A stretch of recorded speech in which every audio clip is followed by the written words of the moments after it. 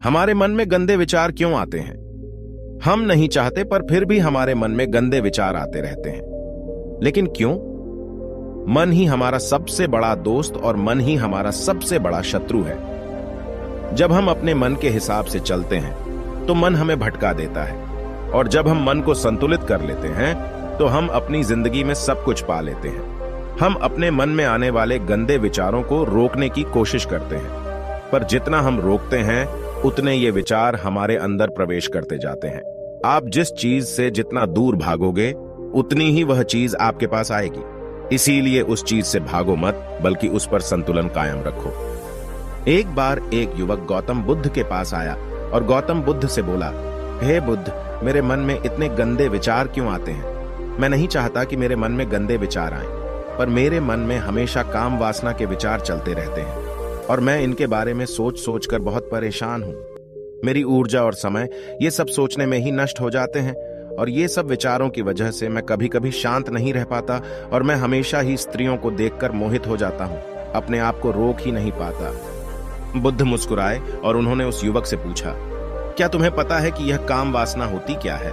फिर लड़के ने उत्तर दिया और कहा, बुद्ध, मुझे तो नहीं पता कि काम वासना होती क्या है, परंतु हां, ये जो भी है बहुत बुरी चीज है।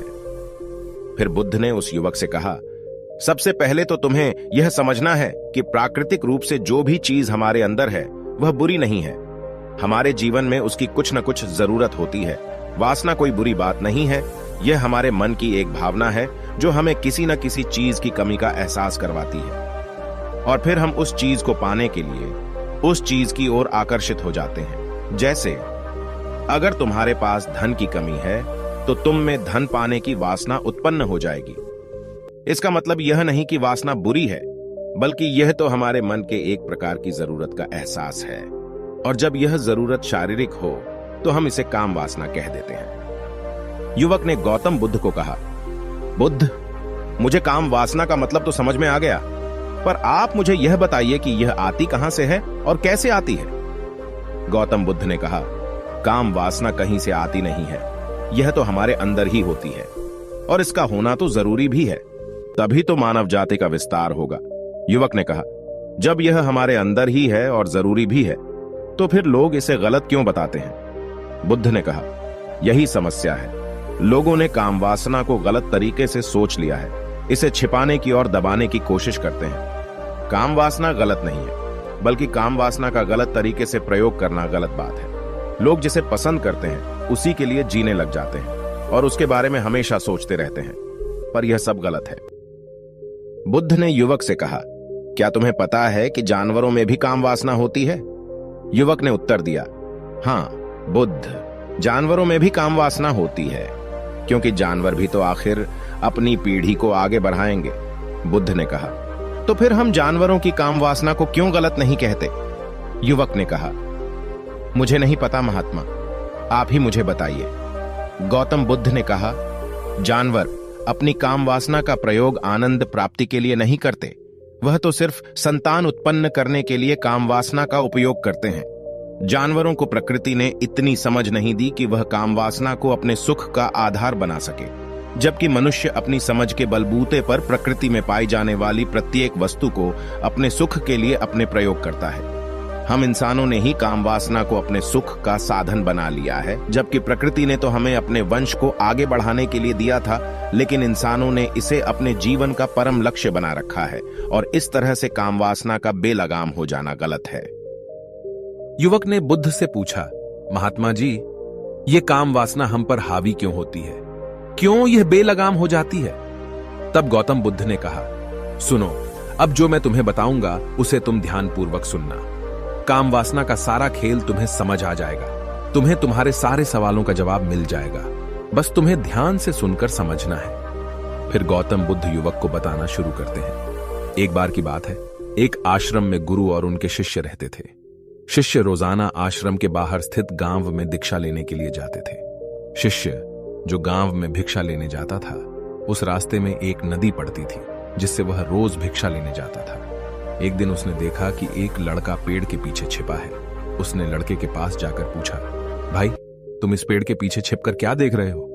लड़के ने कहा, अरे तुझे नहीं दिख रहा क्या कि मैं क्या देख रहा हूं? तब शिष्य ने नदी की तरफ देखा तो वहां पर कुछ लड़कियां पानी भर रही थी। लड़कियां 14-15 साल की होंगी। तब शिष्य ने लड़के से कहा, अरे भाई, वहां पर तो लड़कियां पानी भर रही हैं, इसमें छिपकर देखने वाली क्या बात है?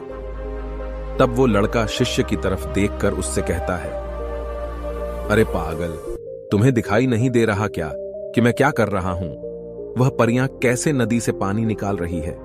जरा उनकी अदाओं को देखो, उनके कोमल शरीर को देखो, उनकी पतली कमर मटके को उठाते समय कैसे बल खाती है, और उनके बाल उनकी कमर पर कैसे लहरा रहे हैं, मानो सुंदरता बिखरी पड़ी हो। शिष्य फिर नदी की तरफ देखता है और इस बार वह देखता ही चला गया। अभी तक तो उसे कुछ भी नजर नहीं आ रहा था और वह बिल्कुल निर्भय था। उसे किसी बात का कोई डर नहीं था, लेकिन अब वह छुपने लगा और उन लड़कियों को देखने लगा जैसे उसने कोई अपराध कर दिया हो। और जब वो छुपकर उन लड़कियों को देख रहा था तभी वो अंदर से कांप गया और उसने कहा कि यह मैं क्या कर रहा हूं? मैं जो भी कर रहा हूं वह सही नहीं है, मुझे यहां से चले जाना चाहिए। और फिर वह जल्दी से वह से चला जाता है। फिर वह आश्रम पहुंच जाता है। आश्रम जाकर वह अपने कार्यों में लग गया, लेकिन जो अभी वह देख कर आया था वही उसकी आंखों के सामने बार बार आ रहा था। उसके मन में वही दृश्य चल रहा था। उसका मन वही सब कुछ देखने के लिए ललचा रहा था। उसका किसी भी काम में मन नहीं लग रहा था। सुबह होते ही वह रोज भिक्षा के लिए आश्रम से जल्दी निकल जाता और नदी के पास वाले पेड़ के पास जाता जहां वह लड़का पहले से मौजूद रहता था। उसके साथ मिलकर लड़कियों को छुपकर देखता था। अब वह रोज ऐसा करने लग गया। उसका मन अब किसी भी काम में नहीं लगता था। वह हमेशा किसी न किसी प्रकार के विचारों में उलझा रहता था। वह आश्रम के कार्यों को भी ठीक ढंग से नहीं कर पा रहा था। न वह ठीक से सो पाता था और न ठीक से खाना खा पाता था। उसका मन बेचैन सा रहता था। उसका मन बार बार उन लड़कियों के सौंदर्य को देखने के लिए ललचाता था। जब गुरु भिक्षा देते तब भी उसका मन कहीं और विचारों में खोया रहता था। गुरु ने अपने शिष्य की इन हरकतों को देखा। तब एक दिन गुरु ने शिष्य को अपने पास बुलाया और कहा, आज से मैं भी तुम्हारे साथ भिक्षा मांगने चलूंगा। तुम और मैं साथ साथ भिक्षा मांगने चलेंगे। तभी शिष्य ने गुरु को मना करते हुए बोला, नहीं गुरुदेव, आप परेशान क्यों हो रहे हो?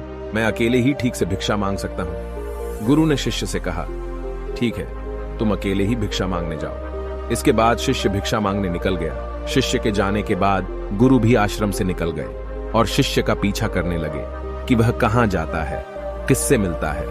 यह सब देखने के लिए उसके पीछे पीछे चलने लगे।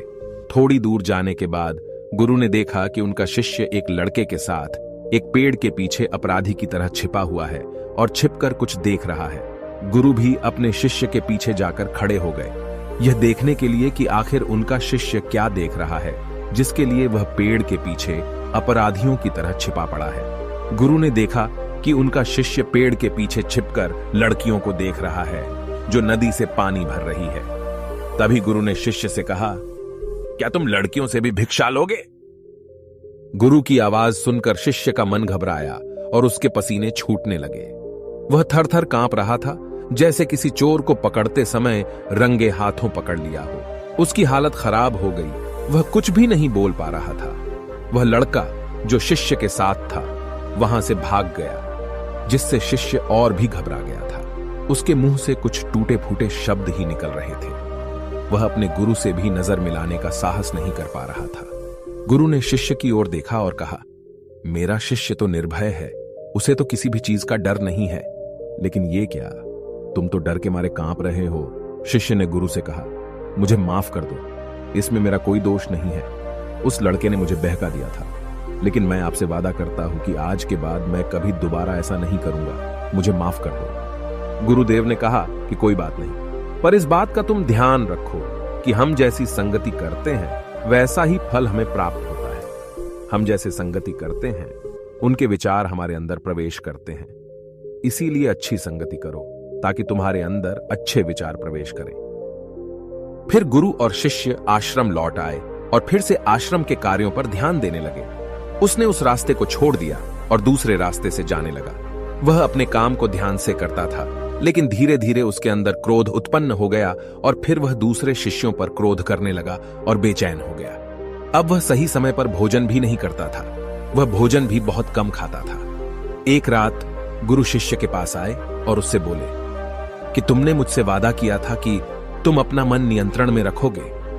अब तक तुमने कितनी बार अपना वादा तोड़ दिया। यह सुनकर शिष्य अपने गुरु के चरणों में गिर गया और रोने लगा। रोते रोते ही उसने गुरु से कहा कि गुरुदेव, मैं कई बार अपना वादा तोड़ चुका हूं, फिर वादा कर लेता हूं, लेकिन हर बार मैं वादा तोड़ देता हूं। मेरा मन मेरे नियंत्रण में है ही नहीं। मैं बहुत कोशिश करता हूं कि मैं अपने मन से सारे बुरे विचारों को निकाल दूं, लेकिन मैं चाहकर भी ऐसा नहीं कर पा रहा हूं। फिर गुरु ने शिष्य को कहा, चलो मेरे साथ। गुरु शिष्य को आश्रम के बगीचे में लेकर गए और शिष्य से कहा, देखो यहां पर कुछ नालियां बनी हुई है जिससे नदी का पानी इन पौधों तक आ रहा है, और यह पानी निरंतर भाव से बह रहा है। क्या तुम इस पानी के बहाव को रोक सकते हो? शिष्य ने कहा, हां गुरुदेव, मैं इस बहाव को रोक सकता हूं। फिर शिष्य ने मिट्टी उठाकर उस नाली के छोर पर डाल दी। वह पानी थोड़ी देर के लिए रुक गया और फिर थोड़ी देर बाद उस रेत के ऊपर से पानी आया। गुरु ने शिष्य से कहा, अरे ये क्या, ये पानी तो रुका ही नहीं। फिर से उसने कुछ कंकर पत्थर उठाकर उसे नाली में डाल दी और फिर थोड़ी देर के लिए पानी रुक गया, लेकिन फिर थोड़ी देर बाद ही उन कंकर पत्थरों के ऊपर से पानी निकल आया। गुरु ने कहा, शिष्य यह क्या हुआ? पानी तो फिर से आ गया। तुम तो बोल रहे थे कि तुम इसे रोक दोगे। क्या हम किसी चीज को पूरी तरह से रोक सकते हैं? तब शिष्य ने कहा, कोई बात नहीं गुरुदेव, मैं इस पानी को तो रोक कर आपको दिखाऊंगा। फिर उसने एक बड़ा सा पत्थर लेकर आया और उसे नाली पर डाल दिया। पानी रुक गया। तब शिष्य ने गुरु से कहा, देखा गुरुदेव, मैंने कहा था ना कि पानी को मैं रोक दूंगा। मैंने पानी को रोक दिखाया। आपकी बात मैंने पूरी कर दी। गुरु मुस्कुराए और बोले, अच्छा जरा ध्यान से देखो, पानी रुक गया है क्या? वो तो पीछे की नाली तोड़कर बाहर आ गया और अगल बगल से बह रहा है। और ध्यान से देखो, इस पत्थर के आगे भी आ गया और यह पानी अपना रास्ता बदलकर फिर से आगे की तरफ बह जाएगा। फिर थोड़ी देर बाद ऐसा ही हुआ। फिर गुरु ने शिष्य को समझाया, तुम्हारे साथ भी तो ऐसा ही चल रहा है। तुम बार बार प्रयास कर रहे हो, बड़े से बड़ा प्रयास कर रहे हो, पर हर बार तुम्हारा प्रयास टूट रहा है और यह हमेशा टूटता ही रहेगा। यह पत्थर तुम्हारा प्रयास है और यह पानी तुम्हारे विचार। तुम कितना भी बड़ा पत्थर रख लो, लेकिन पानी तो अपना रास्ता बना ही लेगा। यह देखकर शिष्य ने पूछा, हे गुरुदेव, क्या कोई तरीका नहीं है जिससे मैं गंदे विचारों से बाहर निकल सकूं? गुरु ने कहा, एक तरीका है। यह पानी जिस नदी से आ रहा है, तुम वहां से इस पानी का रास्ता ही बदल सकते हो। गुरु शिष्य को एक नदी के पास ले गए जहां से उस बगीचे में पानी आ रहा था। गुरु ने शिष्य से कहा, वो पानी इसी नदी से जा रहा है। अगर हम यहीं से उसका रास्ता बंद कर दें जहां से पानी बगीचे में जा रहा है, तो क्या हम पानी को रोक नहीं सकते? शिष्य ने कहा, हाँ गुरुदेव, अवश्य ऐसा हो सकता है। मैं इस पानी को यहीं से बंद कर देता हूं। तब आगे की नाली में पानी जाएगा ही नहीं और फिर बगीचे में पानी ही नहीं जाएगा। फिर गुरु ने कहा, शिष्य अगर पानी बगीचे में नहीं जाएगा तो पेड़ पौधों को पानी कहां से मिलेगा? उन पेड़ पौधों को तो पानी की आवश्यकता है।